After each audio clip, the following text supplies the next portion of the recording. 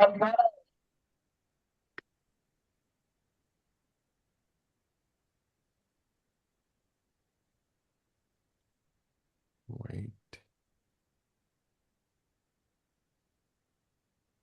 we go. I think they're loading in. Right. Nice. Good evening and welcome everyone to the Dominate Law Expert Panel Series. We are a community dedicated to empowering attorneys as entrepreneurs. Tonight's session, redesigning your law firm for 2026, systems, pricing, and tech that scale, addresses one of the biggest threats to your practice, the gap between your current workload and your future capacity. I'm your host, Don Adisha, and tonight we are going to bridge that gap with the help of two world-class experts. Just a quick housekeeping notes to get you the most of this hour.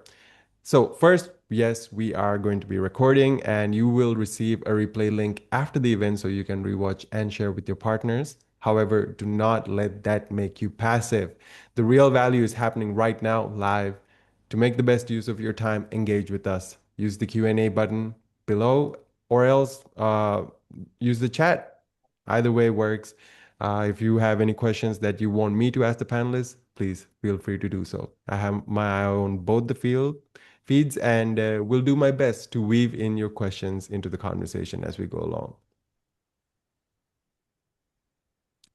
Now, before we get into the thick of things, we'd like to give a massive thank you to our platinum sponsor and growth partner, Echo Marketing, founded by Naren Arul Raja, the very same founder of the Dominate Law.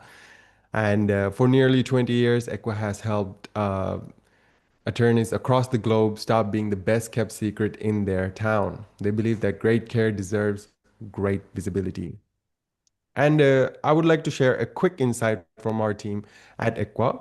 Let me ask you this. When potential clients in your area are searching for legal support in your practice area, does your firm actually show up or are they finding other firms instead?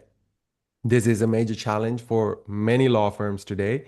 You may be providing excellent legal representation, but if the right clients can't find you or really don't understand the value of your approach, you're missing out on meaningful opportunities. Well, the good news is there's a solution.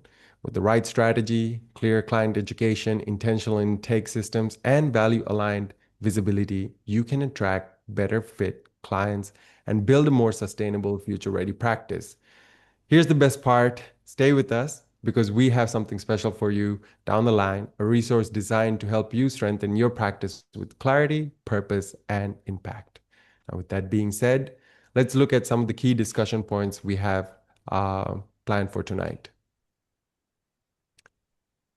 So, to ensure that you walk away with a blueprint for your firm's future, we've organized tonight's deep dive into four critical pillars of redesign. First, we are going to explore modern leadership, identifying why old patterns are breaking and how to shift from being a bottleneck to an empowered CEO. Second, we'll tackle scalable infrastructure, looking at how to align your tech stack so that it drives stability instead of operational confusion. Then we are going to master high trust delegation, the exact workflow you need to move tasks off your plate while increasing quality. And finally, we'll look at the performance intelligence, identifying communication rhythms and data signals that prove your firm is growing by design, not by accident. So, we're going to be moving from reactive firefighting to strategic scaling. Now, let's meet our panelists who will be guiding us through these points. Our first guest believes that a law firm should serve the life of its owner, not consume it. After 3 decades in business and 20 years coaching attorneys, he has exactly where the hustle breaks and where systems begin. So he is the architect behind firms that don't just survive but scale with freedom and fulfillment. Please welcome the author of The And Approach and founder of On Track Coach, Gary Mitchell. Great to be here, Don. Thank you. Absolutely great to have you here, Gary.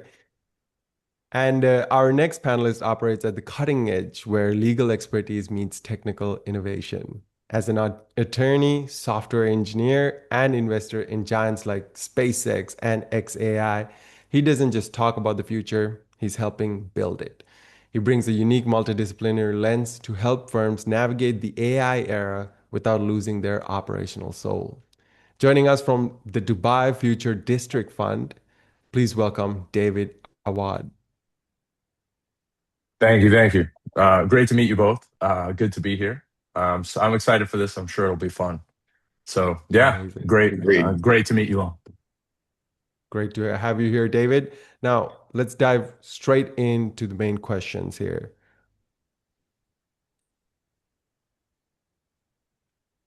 Right. So, my first question is to you, Gary. Which leadership patterns are failing law firms today, and why are they breaking under current market volatility? Well, I'd actually revise the question a little bit because I don't think it's anything different today than it has been over the last 30 years. The model of the law firm owner or founder, managing partner, being the bottleneck, as you intimated in the introduction, will not work for growth. Now, the problem is, and it's not a criticism, it's just pure fact, that lawyers don't like to let go of control. This is a major issue for law firm owners, okay? The trust factor, having the faith in their juniors to do the work properly. We'll get into the delegation later, which is a key component of how you let go of control. But the key components of the typical law firm owner today are they retain too much control, they don't delegate enough, they're perfectionists. This all comes together. It's part of the why they don't want to give up control is because the perfectionist syndrome. Again, this is not criticism. This is why we hire lawyers. Highly analytical, critical. They fix problems, they prevent problems. This is the way they are built, okay? This is the way their brain works. And I've been talking about this for years. It's in the book, The Lawyer Mind, the psychology behind the way the lawyer thinks. And the hard part here is, Don, and I know David knows this, being an attorney and a very forward-thinking entrepreneur.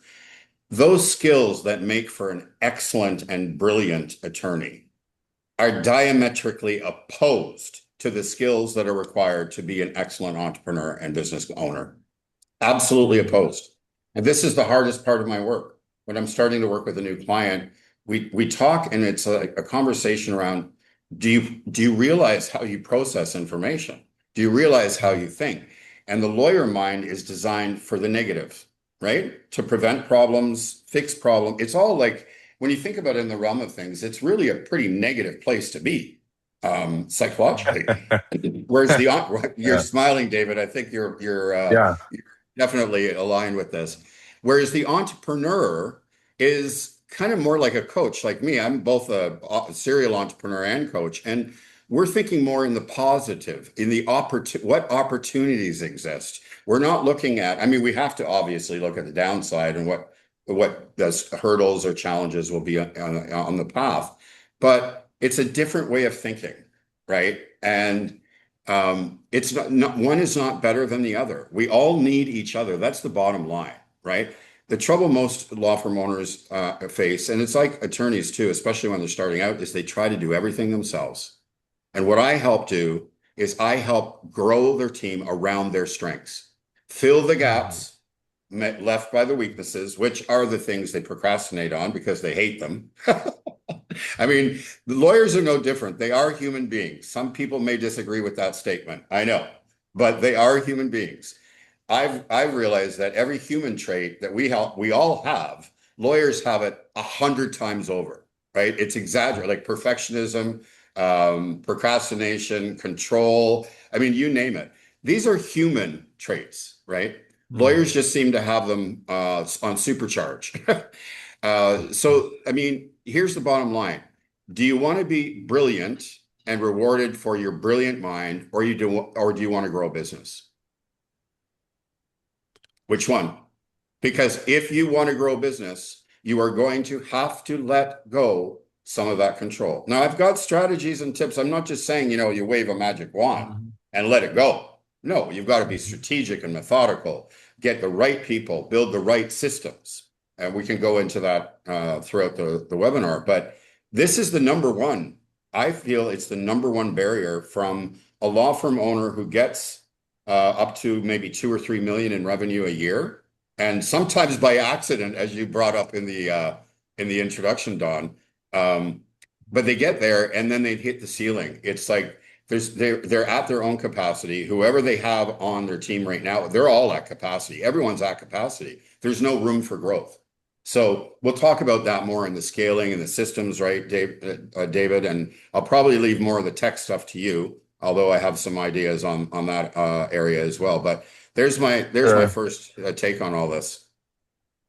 Sounds good. Absolutely, Gary. Yeah. Did you want to add something there, David? Before.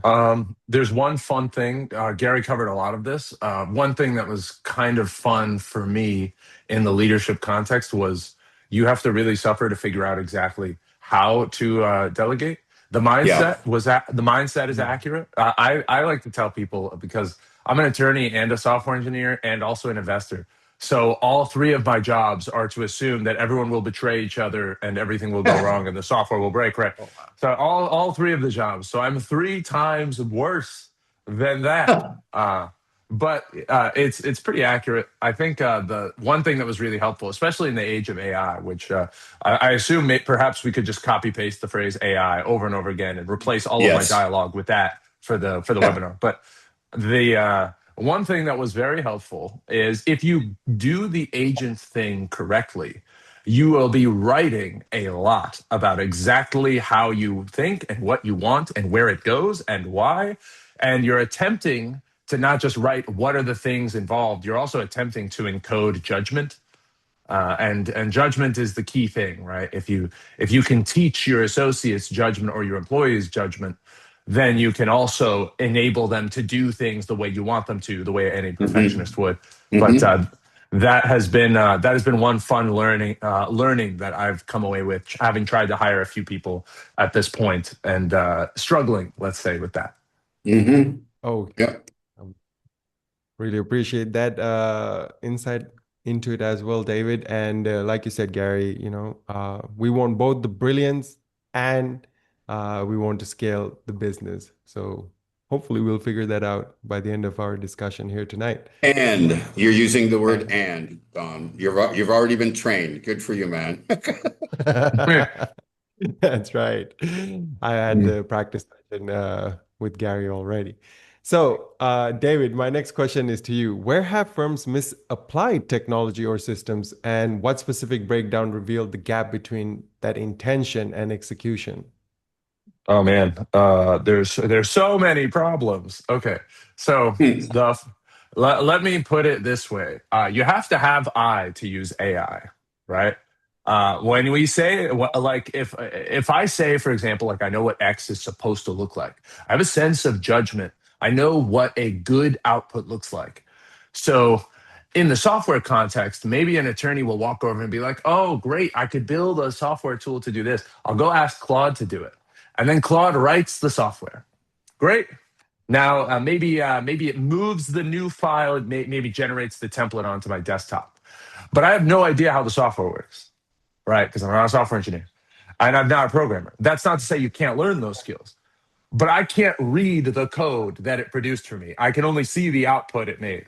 That's a problem, right? Like that would be a bad thing. And the same is true as you go for everything you might want to do, whether it's AI or not, right? If you don't have a sense to evaluate and influence the content that is produced for you and have a sense of what it looks like when it's good and what it looks like when it's bad, and then create very, very clear verification steps for every possible step of the way. If anything, right? Like if labor turns to nothing, right? If the cost of labor goes to zero, then the cost of verification goes to the roof, right? Because if you can verify a correct output and the cost of generating output is zero, well, then that's a completely different kind of problem you're solving for.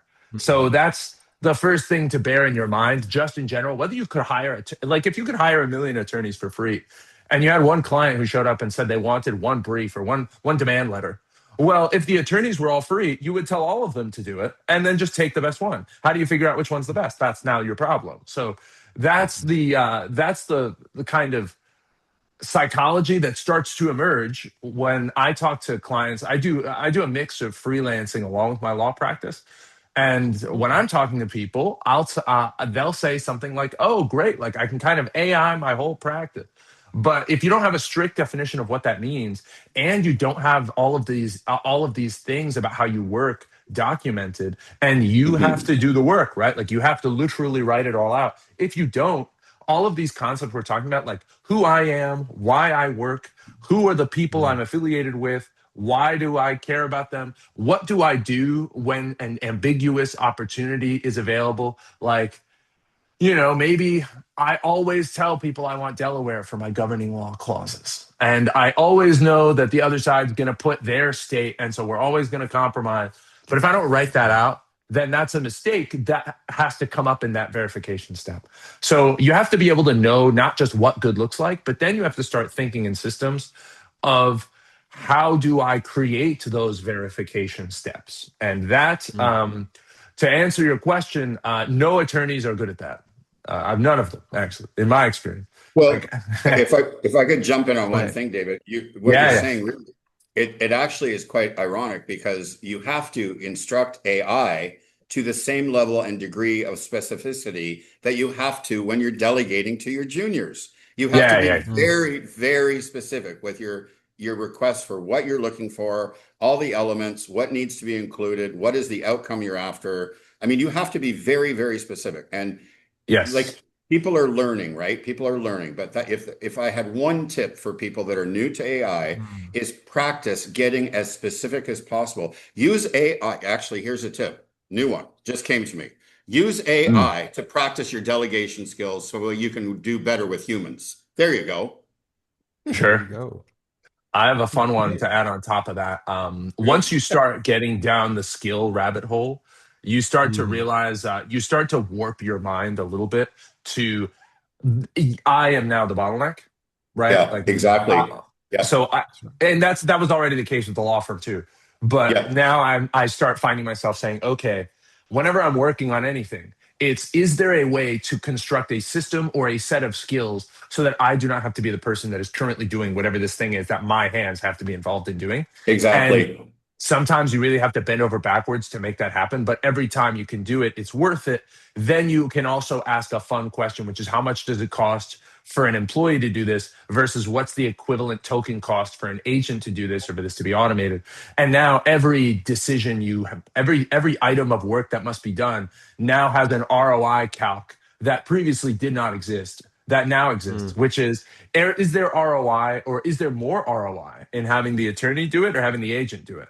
And Hmm. sometimes that will not always be the agent. That's absolutely not the case. Because if you can Hmm. you can give certain tasks to agents like, hey, I mean, I don't know, what's a good example? Hey, like go here's a workflow, go research every possible published opinion in the 11th Circuit Court that could be related to this issue, and then transcribe them all into markdown files so that you can reference them, and then go and reference all of them with this set of facts and write out a brief for me. That does not always work super well unless you have good tools to verify those and you can think in that way. And that it's a hard thing to warp your minds to think in terms of those systems and use it consistently. So you learn to use the skills and start figuring out how to build those pipelines of tasks and then turn them into reusable kind of Lego blocks, for lack of a better One term. one of the challenges, I know we're not in delegating yet, but it's really relevant to this conversation, is Sure. part of the challenge for attorneys is going to be remembering they can delegate to AI, right? So Yep. I've been training my EA. Okay, she's not a lawyer, but she's a human being. I've been training her, and I've come up with the slogan. The answer is yes. The question is, can AI do this? The answer Mm. is yes. Start there.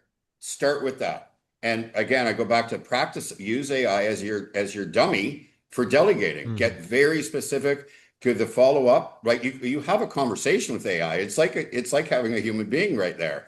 The other day I was producing something and it said, "It's been a pleasure working with you. Let me know if you'd like follow-up materials for presentations and blah blah blah." And it was like, wow, this is fantastic. But the mindset, right, of getting into the habit, and it is a habit, right? When the attorney Mhm. is used to doing it themselves, they automatically, I mean, Yeah, yeah. one thing I told a partner years ago is whenever a piece of work comes across your desk, whether it be billable or admin, the first question you need to ask yourself is, who should do this? Don't assume it's you. Who should do this? In a matter of months, he built an incredible team. He got so good at delegating. He was only doing work he loved. He shared that on a coaching call. I laughed and I said, well, that's because you become excellent at delegating. You know, a secondary bonus of that, he became the go-to partner. All the associates wanted to work with him because he got so good at delegating and following up and grooming them and mentoring them. All the associates wanted to work with this guy, right? So there's so many, this is and right here. You take one That's right. issue and you can cover like two or three different challenges that you're facing at the same time. Mindset. Mindset. I really appreciated where that conversation really went, and I think that's the appropriate amount of time we actually need to spend on AI, how to really think about it, what are some of the limitations of it. I really I appreciate it deeply, the contribution of both of y'all on that.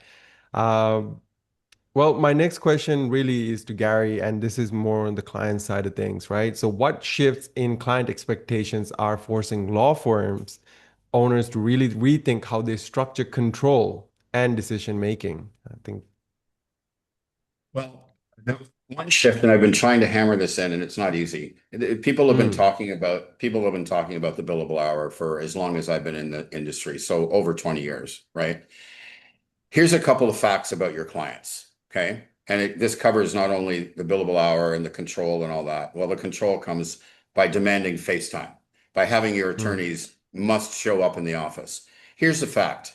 Your clients don't care where the work's getting done or when it's getting done, as long as it's getting done. And if you can give them value-based billing, they can budget for it. So there's no negative surprises. Those are two main factors about your clients, every single one of them. They may not tell you, but in the back of their mind, they want to see value. That's what they care about.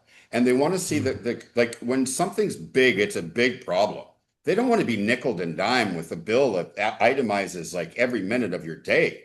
They want the mhm, outcome. They want the solution. And again, they don't care if your junior is working at 3 o'clock in the morning on holiday in Aruba. They don't mm, care. So there's two things there. The control, that's an example of letting go of a little bit of the control. The talent, mhm, the service should be the number one factor, not where the work is getting done. I think it's a mhm, huge mistake. My last book was Growing a Law Practice During COVID-19. I said, like a broken record, one great thing that came out of COVID was remote work. Now these dummies are bringing them back and demanding they're in the office. So you're costing yourself more money with overhead. Your people mhm, are not happy. They were really happy and far more productive at home. They trained themselves on the discipline and habits to work from home, right? So a single mom, she's taking care of the children. Any regular person, they may have a dog, they take a break, take the dog out. They do some meal prep, they throw some laundry in. It's a brain break, which I also recommend when you're getting to mm. highly intellectual work all day long. It's far healthier, far more productive. You get better results. The clients are happy. So those are two things. That goes back to control, right? The lawyer wants control over the hour because it's measurable, it's solid, it's what they've always known, it's what they've always done. That's not what the client wants. The client wants value and they want the outcome. It's as simple as that. Love that. Ooh, focusing more on value-based and outcome-based results and And you know giving what? that. Here's the thing too. Here's the and of Mm, this. One of the ands. The attorney is going to automatically think they're going to make less money. mhm, Wrong. Wrong. You're mhm, wrong. Because in the mind of that client, that you've solved a major issue for them that was preventing them from moving forward with their business. What do you think right. that's worth? What do you think that's worth to them? Did you bill 30 hours, whatever your hourly rate? I bet it's worth far more than that. See, this Absolutely. is why I'm such a fan of value billing because it shouldn't be about the amount of time. Here's the other thing. I think you've heard this, right? Pavarotti didn't make $2 million in an hour concert. Pavarotti made $2 million in a concert because he had spent 40 years perfecting his craft. You as an attorney and your juniors as well, you're practicing law your entire career. It's not how much time you spend on an actual item, it's how much time you've invested on learning and becoming the expert in your field. Shouldn't that factor Very. into the pricing? So don't assume you're going to make less. The client will be happier and you'll be making more money. And there's another and. And there we go. Really, there seems to be a self-confidence factor in there somewhere, perhaps missing. Maybe we can get Oh, into that. there often is, right? Like, I mean, I've also worked when I work with a new client, and I'm like, how much is your billable hour? And they tell me, and of course, different markets, right, throughout North America. Absolutely. And I'm always saying, oh, that's too low. That's too Yeah. low. And then we go to the value-based conversation, right? Conversations. That is one thing you brought up, Don. Very, very common is lack of self-confidence when it comes to billing, for sure. And I think that has a huge factor why they don't want to try value-based billing, because on their side they think they're going to make less, and on the client side they don't think the client's going to buy in, and it's actually totally opposite of what's true. The client would love to have this, right? So they can budget Absolutely. for things, and they'd be like, okay, John's going to be like, whatever for this project. Excellent. Okay, we don't have to worry about, John has a track record. It's going to get done. Boom. Off the worries of the CEO, right? I mean, and Absolutely. I'm talking corporate, but that's applicable in any practice. Family, right? You talk to your client and say, this is what it's going to Yeah. cost. Okay. It's kind of rough because it could go a little left, it could go a little right. I understand. But here's the Mhm. boundary we're dealing with, right? That's right. Oh, during that very stressful time, you just gave them a little bit of an ounce of rest assurance, taking some more of the stress out of their purview.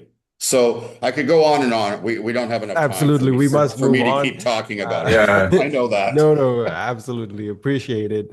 We must now look at the scalability of those things, as Gary mentioned, and David, I think it's very timely and appropriate for Yeah. this. Yeah, when it comes to scaling those operations that are so value based, perhaps, how should leaders choose between speed of innovation and the stability of those systems? This probably depends a little bit. I'm not maybe the best person to ask for this, insofar as I deal more with startups than I Absolutely. do a lot of traditional brick and mortars, right? So for the startups, if you were to look at the software engineering practices of startups, you'll find a good analogy, if they were building a house, is there'd be all these scribbles throughout the house and like missing rafters. And like part of the roof would be gone, and there'd be a note in the missing part of the roof saying, "Should we add this here? Maybe we're going to add a second floor, right?" Like, and they'll be talking to people about the front of the house, and the back will be actively being built and rebuilt Mm. and then torn down, and half of it won't be finished, and it never actually is finished or delivered the way that it was originally imagined, right? So in that sense, it's probably very similar for small law firms, right? Like, it's not, having started one myself, it's not really that different. Also, we'll double down on the value based billing, and in the software Mm. engineering context, everybody loves the project based Yep. concept. It just works better. But yeah, I think you're probably more often than not better off leaning on the instability side, insofar as I think especially right Mm. now, like, this wouldn't have been my answer if you asked me like 5 years ago. But the rate Okay. and speed of change with the tools that are available to be leveraged in the legal context are changing so fast that you're probably better off leaning on instability than stability, and spending a little bit Mm. more time reinventing yourself, for lack of a better word, whether that's in the form of delegation or trying new tools and what have you. Like, if I was a lawyer who was, I mean, I'm a software engineer, so I have a bit of an edge, right? But if I was a non-software engineer attorney, I think the most valuable thing I could possibly do would be to be constructing tools to make drafts of anything for me that I've ever produced for any client, because those tools produce drafts, and then I get to exercise the thing I'm really being paid for, which is my judgment, and then Right. iterate Mm. on that, iterate on that again and again. So Mhm. that's why I lean against stability. But there's certain things that like you don't really need to innovate on, right? Like you don't need to innovate on where your law corporation is going to be. Don't never experiment with legal as the traditional advice for startup founders. Just stick with your Mhm. Delaware C corps or your local LLC if you're not ready to raise money, right? Like those are kitchen table basic pieces of advice. But on top of that, you're probably going to find yourself wanting to experiment with these tools again and again and start doubling down on how easily things can change, especially because on the outside of the walls of your office things are changing really rapidly. Not everyone is aware of them. It's still like there's still the normal things that apply, like adoption curves and what have you. So it's not like there's all this very bizarre and very unhealthy hysteria about how AI will kill lawyers. I've been killed 11 Yeah, times personally. I don't know about you, Gary. I've had several I'm funerals. still here. I'm still alive. So, yeah, I don't think the lawyers get killed by AI, but you do have to learn to adjust, not even just for your own automation. If you don't like automation, you prefer drafting it yourself, I think that's okay. But you have to Mhm. understand what are the things that an ordinary person of average intelligence, everybody's favorite, what is an ordinary person going to do, and what are they going to come to you having tried? Before, a lawyer might have said, oh, like a random guy who comes to me for his DUI or whatever. Is that guy coming to me after having done Google searches and like reading three websites and has no idea? Mhm. Or has that guy gone back and forth with GPT for 3 or 4 hours? Maybe he comes in a lot more informed. Or maybe he doesn't if it's a much more obscure issue. Maybe you're getting a citation for flying a drone in an FAA protected area that was propped Yeah. up for some random instance. I happen to have this come up. Somebody came to my desk with this, so I'll use it. Those are two completely different kinds of issues with completely different profiles of what information is available. And having a sense of that, right? The LLMs are stupid, but the LLMs are very good at making people think they're not, and they only have certain information available to them. So you should try those experiments and get a sense of what do the LLMs know if you just pull one up cold. What do they know if you give them a couple of books on securities law and then start asking them about Form D and Blue Sky filings? You will learn a lot about one, what does an ordinary person know? Let's say I have a law review article on that. No one should rely on an LLM for the ordinary and plain meaning of any term, but save that for the law review. The idea that you can use the LLMs as a tool, not just for your own automation, but to understand their limitations and use that to get some perspective on what legal information is being given out in the world. Before everybody loves joking about Dr. Google and now Dr. GPT, the same Yep. thing here. One last thing, also, there's an interesting note to be aware of for some practitioners. If you're thinking about this, it's coming to my mind now. There's a bill in the New York State Legislature that is objectively evil, and the bill's goal is specifically to ban users from being allowed to use LLMs for medical advice, health advice, legal advice, etc. So there's some very bizarre and rapidly changing AI regs in different states. They're every couple of weeks, some lawyer gets Rule 11 sanctioned for citing a case that doesn't exist in their briefs. And all of Mhm. these things happen, right? Like, so it's just stuff to be aware of, and you want to be experimenting just to get a sense. So lean on the side of instability and start really experimenting. Take the extra time, which is why the value-based billing works even better, because you're going to be. I don't like all the fear mongering. It's just going to change, and you're going to be able to get more done than you did before, but Yeah. you're bringing the same value, right? So give yourself this time and space to experiment and understand what kinds of tools you're really built, what kinds of tools are out there, because you're going to be using them pretty soon and understanding what they're good and bad at, and applying your judgment Sure. in order to bring it further. At the risk of going too long, that's my very long and roundabout answer to your question. It's it's a wonderful answer. Truthfully, leaning more on the side of instability, but as you mentioned, there are some safety factors that you can kind of use to ensure a bit of stability along your innovative iterations. So I do want to remind our attendees once again, this is a live session. Drop in your questions, whether it be the chat or the Q&A. Do not leave this event thinking, oh, I wish I had asked that. We are here with you, so please feel free to do so as we move along. Now, I do have a quick message to share on behalf of our growth partner here. Let me pull that up real quickly. Okay.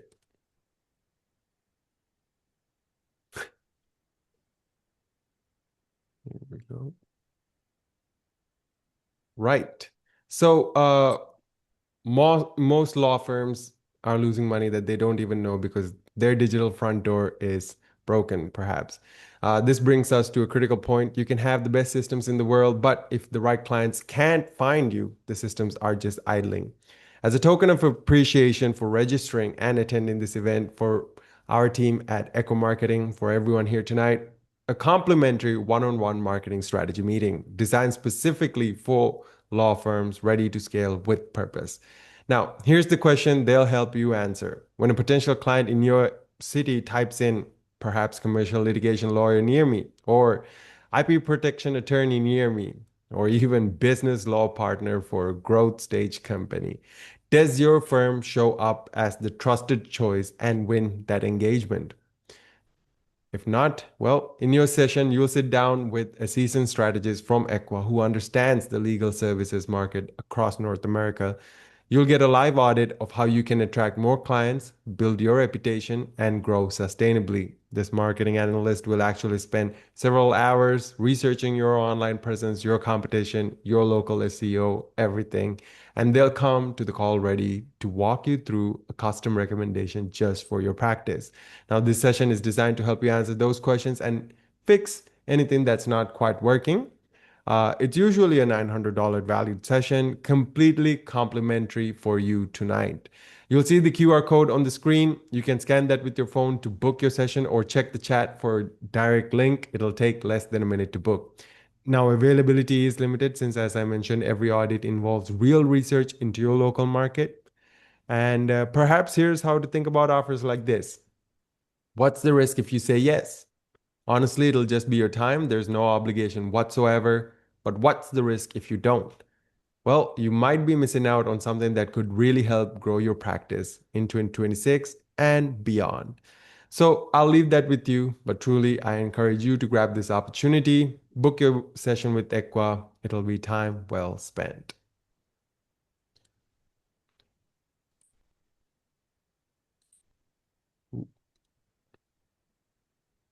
Right. Let's get back into our questions here. Right. Now, Gary, what does an effective delegation workflow look like from assignment through accountability in a growing law firm?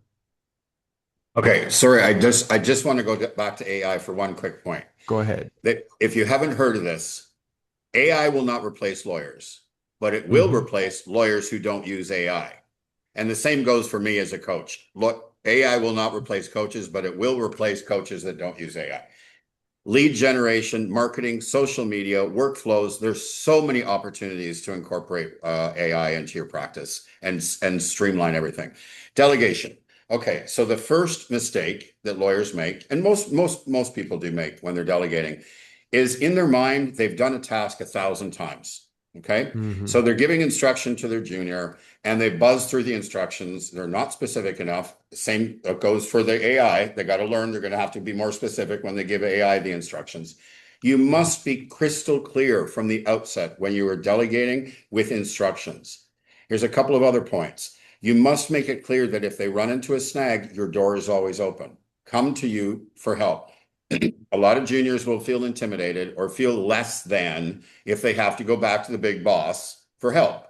Well, in the long run, if they sit there struggling, trying to figure out, it's costing the client, it's racking up the client, it's taking time, they're missing the deadline, and it's not getting done. So clear communication, clear instructions, make sure they know your door is open. And if you haven't heard from them in some time, check in with them. Be proactive, okay? Always have the open door policy, always.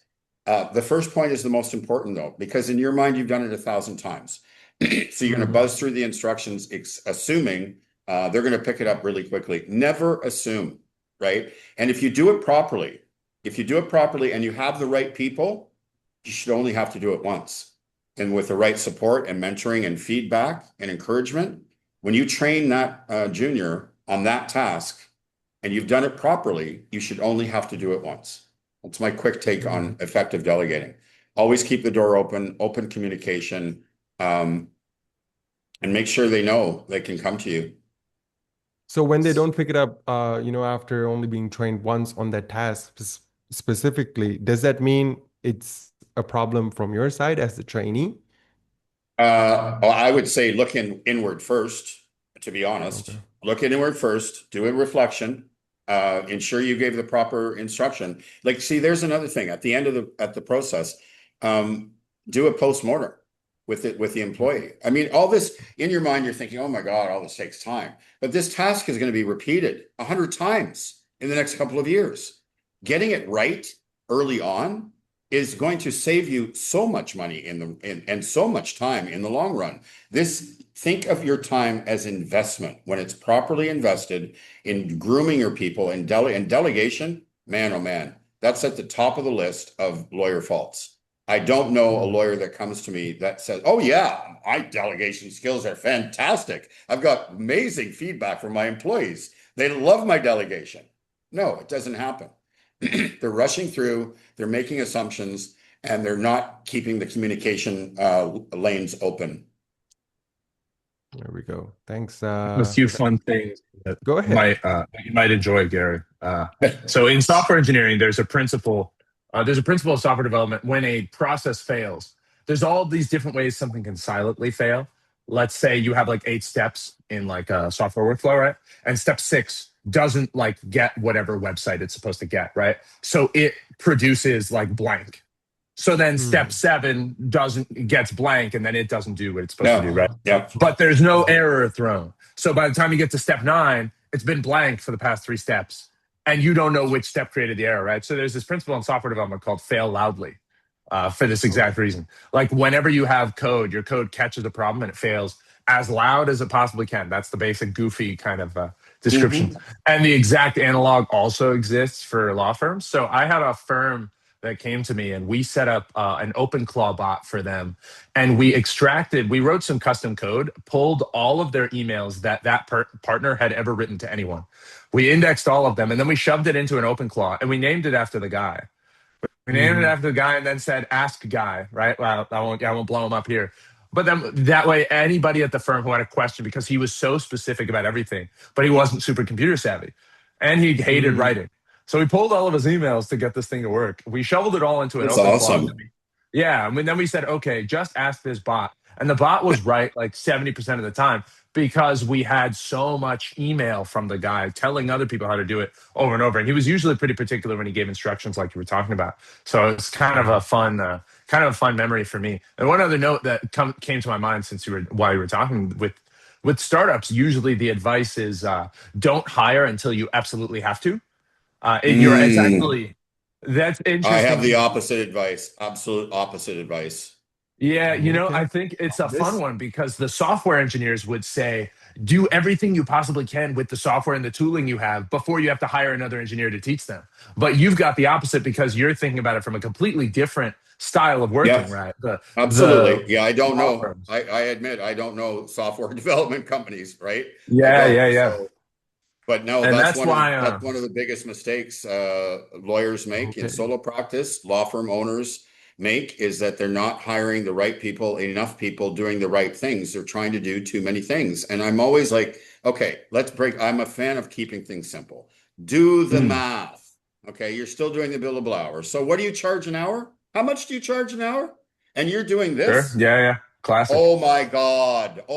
How many hours a week, a month, a year? Add that up. You could hire a full-time EA, not just an admin assistant, an executive assistant, right?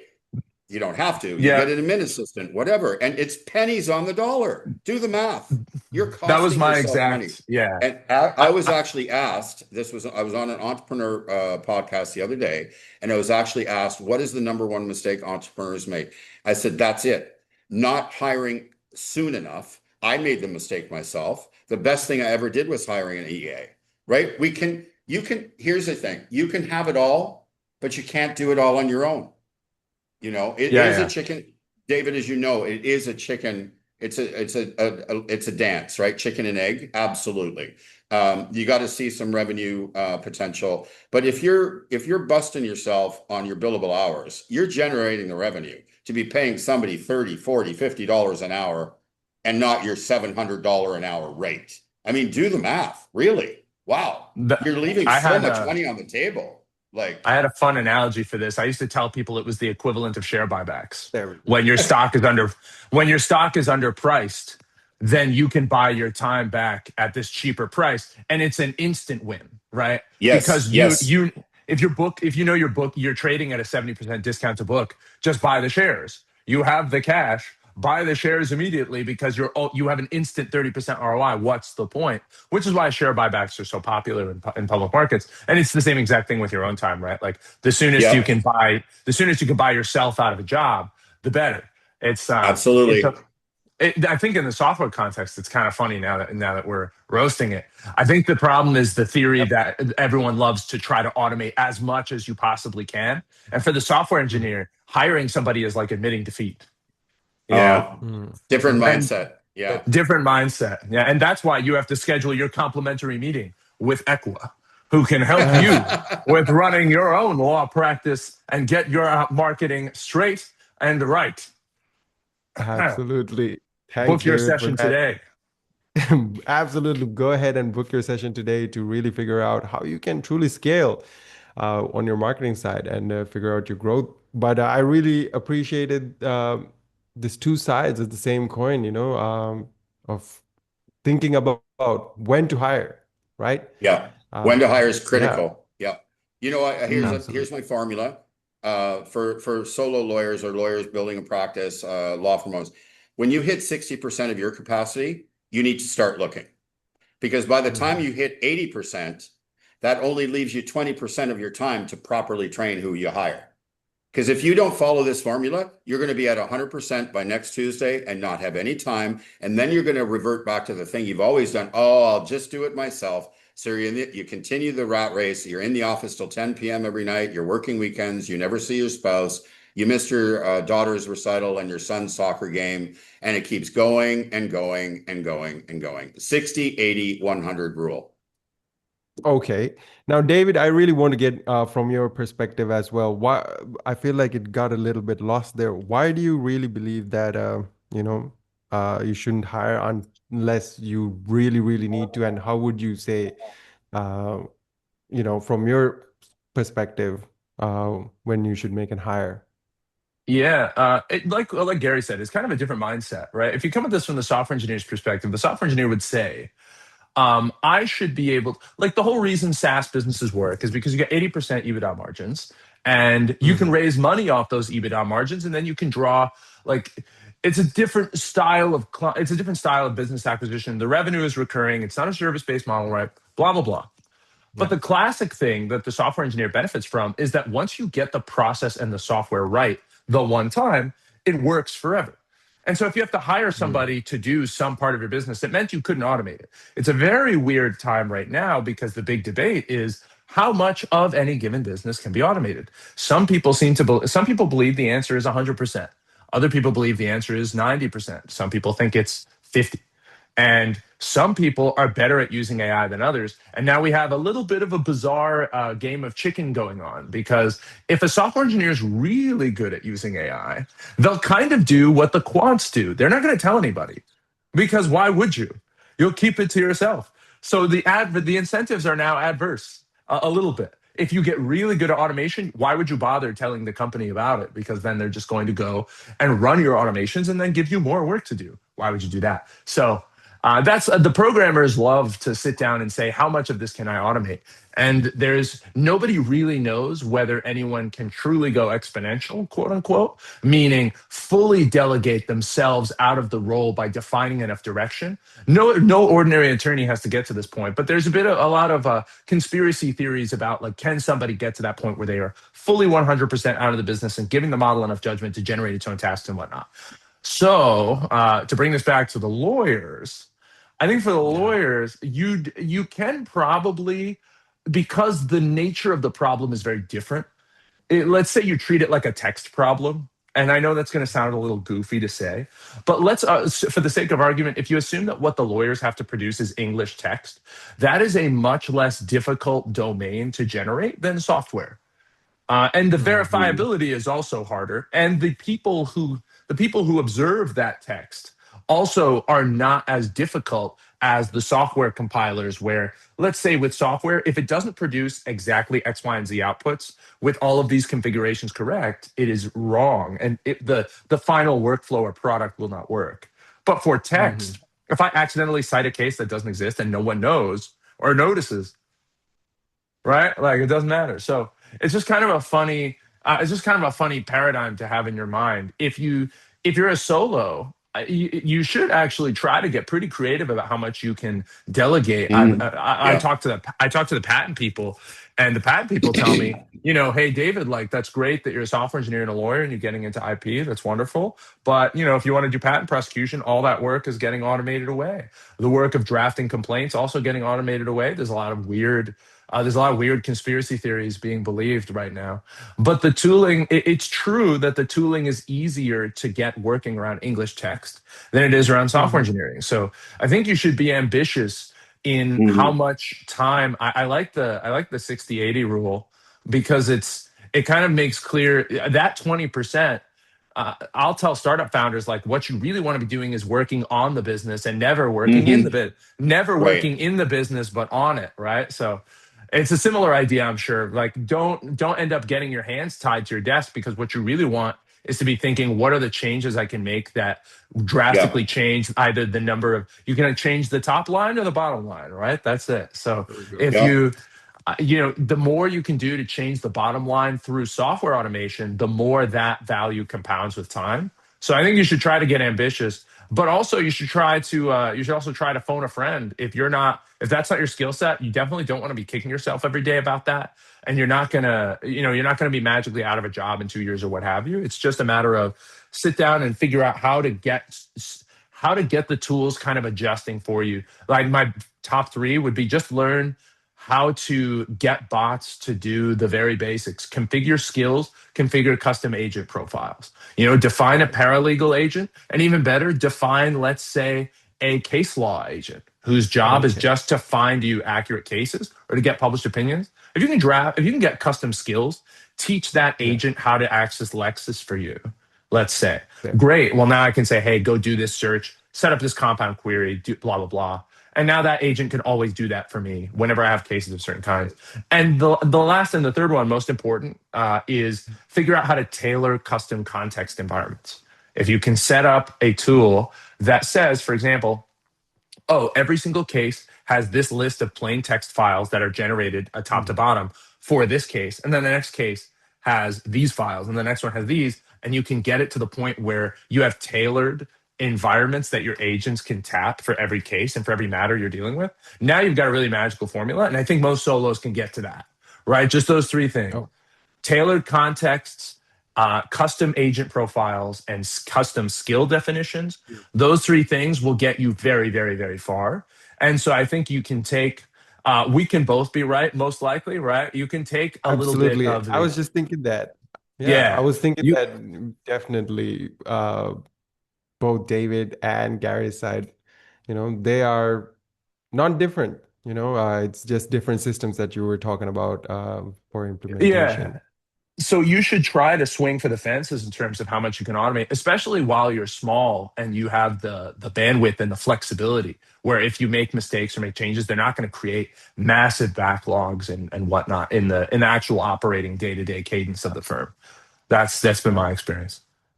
But if you do figure it out and you're in one of those firms, yeah, keep it to yourself, maybe might be a good thing. Yeah, yeah. I mean, Now, if anyone listening is looking for help with that, that's kind of what I do, right? Like I help out yeah, a lot of clients with this kind of work, and with the people come to me all the time saying, "Hey, David, I'm investing $2 million in this company. What do we do? Is this technology legitimate?" That's like my bread and butter. So it's a lot of fun to help people set this stuff up. there we go. Absolutely. Phone a friend, phone David if you got questions about AI and implementation into your systems. Now, Gary, let's move out of this AI for a second and give us a quick. I think we lost Gary. I don't see him in the room anymore. Do we have another ad break? Maybe we can roll the. Wait a second. What? What happened to Gary? Where did Gary go? I think I think we'll figure No out where Gary worries. went. And until then, David, perhaps we have the Let's final do it. question for you. What evidence shows delegation is actually working effectively without reducing quality or client trust? And this is a great point to come back to because you mentioned Yeah. way earlier on, how do you determine what is good? And Yeah, exactly. Like my conspiracy theory is that we're all going to have to become software engineers. And it's not because software is so cool. It's because of what software engineering actually is, which lawyers also do. And it's a lot of fun because if you're an attorney, what you studied was the history of how people took complex concepts and broke them down into usable abstractions. You know, the mm, concept of property, the concept of an entity, which is either an individual or a corporation, C Corp, LLC, whatever. And you said, mhm, how do I take complicated concepts and break them down into constituent objects with properties? You know, like mm, what's a great example in the Fourth Amendment context? You have litigation that emerges. Hey, like, did the police officers search that guy's house? Well, a search is a word that has an intuitive meaning to you as a person. But if right. we looked at the law of that has developed, suddenly there are specific things about what a search is.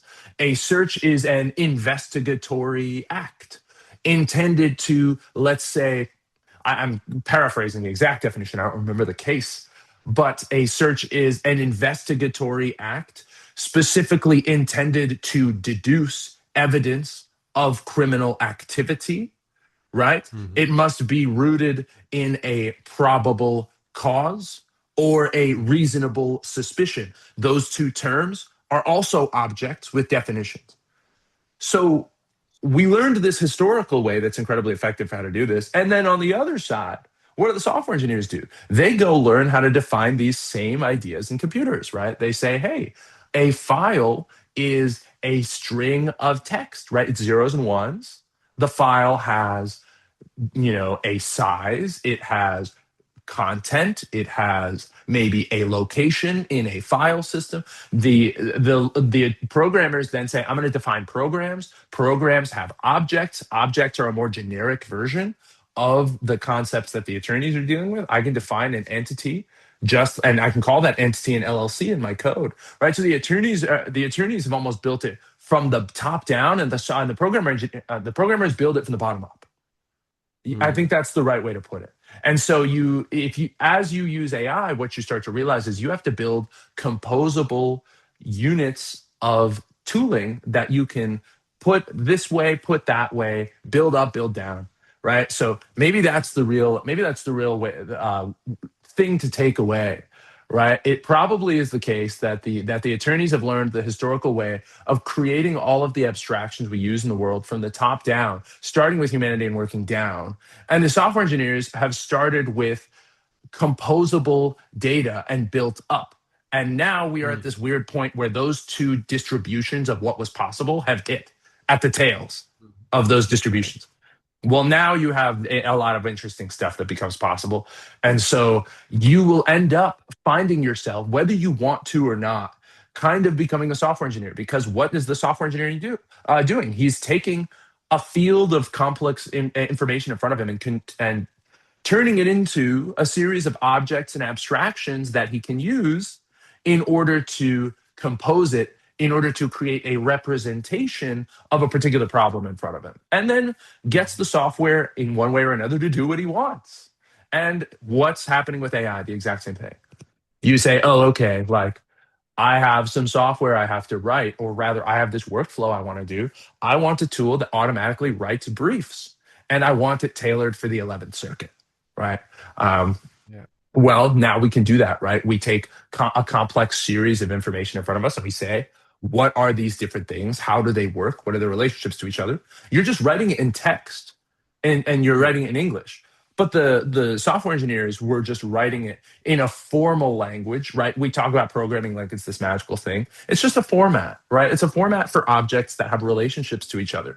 Certainly, if you're a functional programmer, you know how to do this, and that's what's really happening when you are creating these workflows and defining these things, whether it's for your associates or whether it's for your own day to day day-to-day work. And it's kind of an interesting world that emerges, I think, if you put both of those perspectives in your head at the same time. It starts to feel a little magical. Certainly, as you start getting the automations to work, you follow those three tips I talked about earlier: define agents, define skills, and then define custom contexts. You will be amazed. Someone's level of amazement with AI is directly proportional to how much they are using it for complicated tasks, math, programming, research. It is insane. And I could go into more and more depth about it, but I don't want to go too long because we have to jump to our next sponsorship message from Equa. Book your consultation today.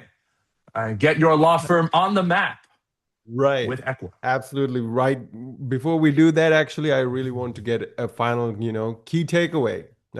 What's the single most important redesign a firm owner must commit to by 2026? Hire me. There we go. Solved. Love it. No, I think the most important thing you've got to do is just sit down and say, okay, who am I? What's my relationship to all the work that I do? Can I define all of that in plain English text? And how much of that can I embed into an AI tool so that it can do what I want it to do? That Mhm. is a very deep question. It is not easy. You will struggle. You'll find yourself accidentally becoming a programmer, but you'll also find yourself learning a lot about yourself as well, because you're going to Mhm. take what people are starting to do, and this is the real takeaway, if I could put it in one sentence, is create your digital garden, create your knowledge base, right? Mhm. Because what a bit of, we'll jump to conspiracy corner here, not sponsored by Equa. What will happen is we will enter an era where knowledge engineering begins to emerge. People will have your own notes, opinions, thoughts.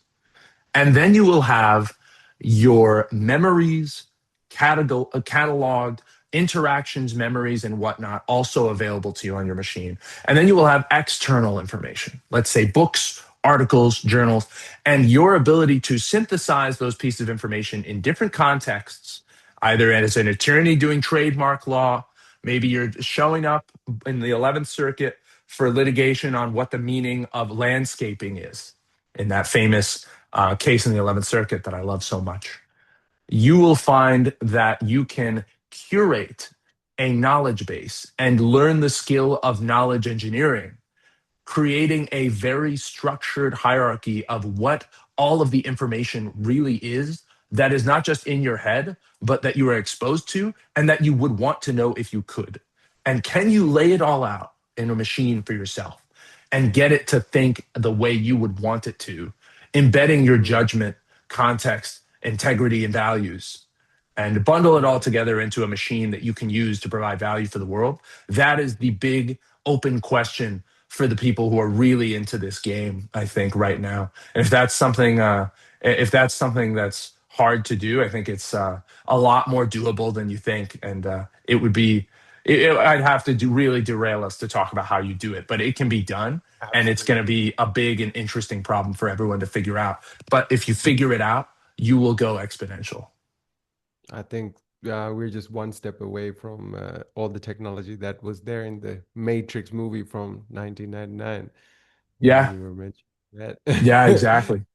Yeah, just one few steps away from that. But uh, I hope the outcome is a bit different, but we never know. And that's like you mentioned, it's a whole nother conversation. But really Right. appreciate that, David. And right before we wrap up, cue music here. Uh, is Did the music cue? Are we good? no, it did not. Ah, Unfortunately, here we go. Right. So before we end, a reminder, make the best use of Equa's complimentary marketing strategy meeting. For the clients in your area yes. searching for the offers you deliver, make sure your firm is the one that they find and choose. Link to book is in the chat one last time. Make best use of that. Now, with that being said, I really do appreciate uh, Gary. Well, he's kind of, yeah. Well, I really do appreciate Gary and David for sharing, your absolute brilliance. I mean, that's the perfect word for our discussion here tonight. There were a lot of great new things that we really discussed and touched upon that are coming just fresh at the cutting edge of technology and law. So thank you very much once again, and thank you to Equa Marketing for making this possible. To our attendees, as you exit, a 1 minute feedback survey will pop up. Please fill it out so we can bring you the content you need. With that being said, to everyone, thank you so much for your time, your ambition, and your commitment to the future of law. Good night, everyone. Take care. All right. All right.